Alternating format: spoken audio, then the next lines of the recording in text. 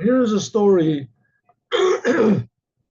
about the Mahara'm Rottenburg, Rabbi Meir of Rottenburg, a tremendous holy Jew about 800 years ago, that he lived in, where is it? In Prague, is it? In Prague, anyway, Europe. Where is Rottenburg? I guess Rottenburg is in Germany and this. Okay, so in Germany, right? In Germany, Rottenburg. So Mahara'm Rottenburg, now there was always anti-Semitism, and somehow or other, the Jews always managed to miraculously be protected by God and to maintain Judaism, especially in those times when the church was dominant, and the whole essence of the church is to destroy Judaism. That's the whole basis of that religion, is to replace Judaism, a New Testament, New this. So the Jews always had to, a lot of prayers and a lot of miracles and a lot of courage, a lot of courage. Okay, so there were a lot of forces that brought anti-Semitism to be revealed. And the Rebbe stressed this also, one of the main ones is financial. As soon as there were financial problems or whatever, so the Jews got blamed. So it so happened that the king or the baron, whatever it is, of Rottenburg, he needed money. So he, very simple, right? He kidnapped Rabbi Meir of Rottenburg. Now, Rabbi Meir of Rottenburg, he was a Jew that knew the whole entire Torah, everything. He knew everything by heart. He was a tremendously holy person, tremendously pure person. He was asked questions by rabbis from all over the world. The whole world was then by Europe, mostly in the the western part of Russia. And so he was renowned, and he was put into captivity, and they demanded a huge ransom. The baron over there, or the duke, whatever, a huge ransom, and he let it be known to his pupils not to pay the ransom. Said not to pay the ransom. Now, there's a principle in Judaism, in the Shulchan Aruch, that says that if the non-Jews demand too much money for ransoming, that you shouldn't pay it, because it'll just whet their appetite to take more. To take more and more kidnapping. So he told his people not to pay the ransom. It was, who knows, up to millions of dollars, whatever it was, not to pay. So a lot of his pupils, they wanted to pay. He refused. He said, no, I don't want them to pay. No one should pay. It's forbidden. He forbade everyone to do it. So they didn't. So as a result, he was stuck in prison, and they put him in prison in some sort of a high tower overlooking the Rhine River. I think the Rhine River, Thames River, whatever it is, the river. So escape was virtually, impossible. Escape was impossible. But they allowed his pupils to come and visit him. I guess he also didn't want to eat the food over there, and they didn't want him to die because they wanted to hold him for ransom. So his pupils, his pupils would come, and they would sometimes ask him questions, and they would give him answers. But the one thing that he had more tremendous pain was that he did not have a Sefer Torah. And when Shabbat came, he didn't have a Sefer Torah to read. So from heaven, they had mercy on him. And on Shabbat, he would be brought one of the Sefer Torahs that Moses wrote from heaven.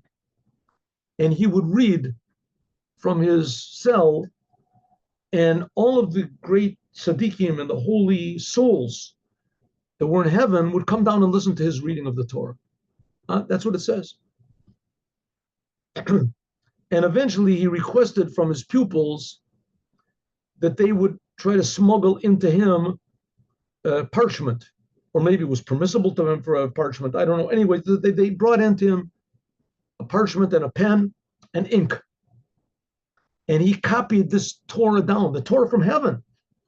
He copied the Torah down word for word, copied it down. And when he finished, it was a great happiness, tremendous happiness. He had a true, exact version of Moses' Torah, which was the same as the one that they had before also. That was the same. But you should know that in the Torah, there's especially two letters that have a question on them.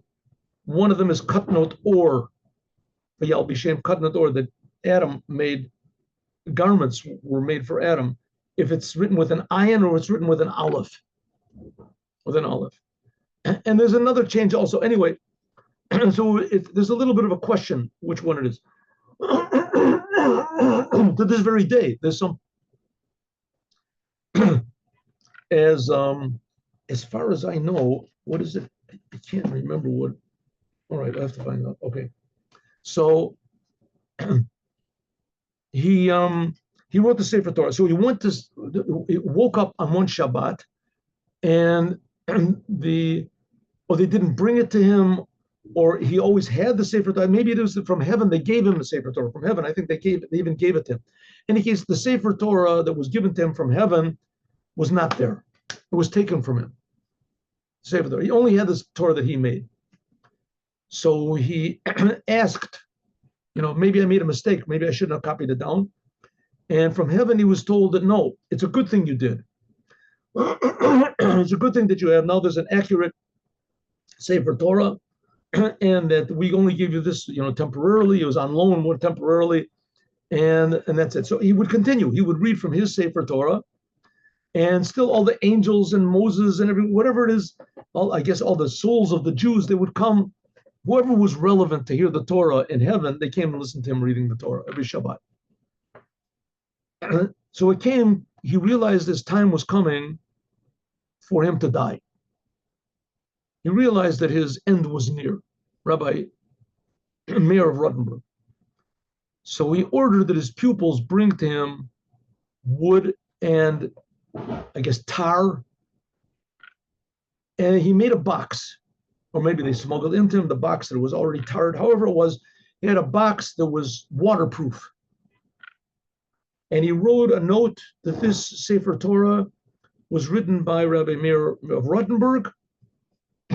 And, please read from it or whatever. And before he passed away, I guess he maybe was told from heaven that he wasn't going to make it until Shabbat. So he put the Sefer Torah in this box, in this watertight box, and he threw it out the window. He threw it out the window into the river. And the box floated down the river. Floated down the river. And now, we'll come back to the box in 1 second. And he passed away. And the duke or the baron or whatever who put him into prison refused to release his body for burial. He held that also for ransom.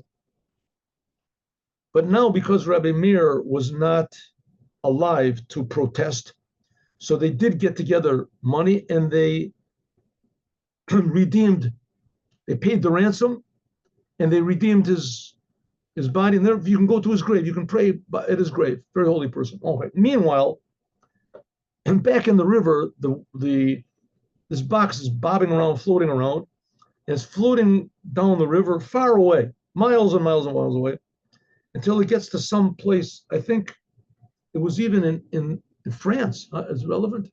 France? Okay, we'll see why I got France. Anyway, so the fishermen, non-Jewish fishermen, the Gentile fishermen, they saw this bobbing around and they tried to get it. They tried to, at least from curiosity, to see what it was.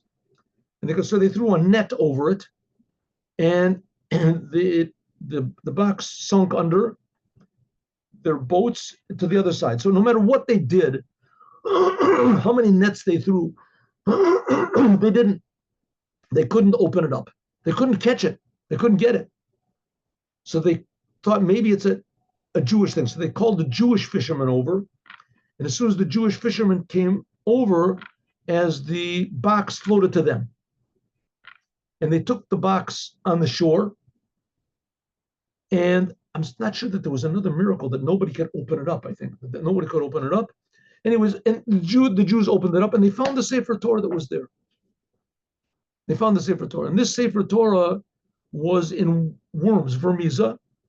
And the previous Lubavitcher Rebbe said that he wrote that he actually saw the Sefer Torah. He saw the Sefer Torah, and that was written by Rabbi Meir of Rottenburg, but that was directly from heaven. And he also said that he saw a Sefer Torah that was written by Ezra the Sofer. It was written by Ezra the Sofer. And this was, let's have 1 minute, one second, and I'll show you this. 1 second. Give me 1 moment. Here. He saw the Sefer Torah was written by Ezra the Sofer. It could well be that in World War II, and that it could be that he saw, 1 second. No. Mahara'm, it's not here. Okay, it looks like I'm not going to find it. But I won't find it. Anyway, so he saw this Sefer Torah also that was written by Ezra the Sofer, but that's not relevant to our story. Ezra the Sofer, that was like, 2,000 something, 300 years before the Mahara'm Rottenburg. But the Mahara'm Rottenburg, he had an advantage that he received the Sefer Torah from Moses. In any case, both of them had written in it that letter of Kutnot Or was written, I think, with an ayin. I have to look and see, with an ayin, and that's the way that Chabad does it. That's the way the Chabad has it. In any case, both of them got lost. Probably when in World War II, when everything was destroyed, it was lost. But the story is a really incredible story. In other words, there was actually an actual Sefer Torah that came from heaven, which, if you think about it, it's not really so amazing because the Torah does come from heaven, and it was there before the world existed. But Moses did write the last day that Moses was alive. He wrote, says that he wrote 13 Sefer Torahs. The last day, it takes how long to write a Sefer Torah? If you're really fast, it takes like a year. And Moses wrote 13 of them in 1 day before he died. Didn't take the whole day. He had other things to do also, which he distributed to all the tribes. And one we kept for himself. Okay, so they got the Sefer Torah. So in other words, the Sefer Torah really did exist, and it existed because of the self-sacrifice of Rabbi Meir of Rottenburg, not to surrender or to bend to the will of the evil barons. And we have that same power. The same power was given to us by Moses, that we can stand, by Abraham, to stand against the whole world and to transform the whole world to good. And that's what we'll see. So have a good day. And tomorrow, God willing, there won't be any fast at all. It'll be transformed to Sasan B'Simcha. And because the third temple will be here. And that's what's going to make the happiness when the third temple comes. And between me and you, fasting is not such a bad thing. It's a healthy thing anyway. And even though it's a little bit, suffering and tight, the more suffering is that we know that the temple is not here. But the happiness is that, like the Rebbe says, nachmu nachmu, that any second it's going to be a comforting, incomprehensible good, and that's waiting for each and every one of us. Something even greater than a reward for all the suffering. And if it was only a reward for all the suffering, that would have been enough. But the Rebbe said there's going to be infinitely greater than that. So take his word for it. The point is that the situation we are in now is not real. It's not normal. The world is a sick world that is waiting any instant to be healed. It's a sleeping world that's waiting any instant to wake up. Don't get used to it. Don't get used to it. This is not the way the world is supposed to be at all. Nothing whatsoever. And we have to live in a true, genuine world where everyone sees and feels the goodness, the love, the meaning, the blessing of the creator of the universe. Have a good day with Mashiach. Now, we'll meet again on Wednesday morning. Wednesday morning. Wednesday morning. Shalom uvracha. Shalom.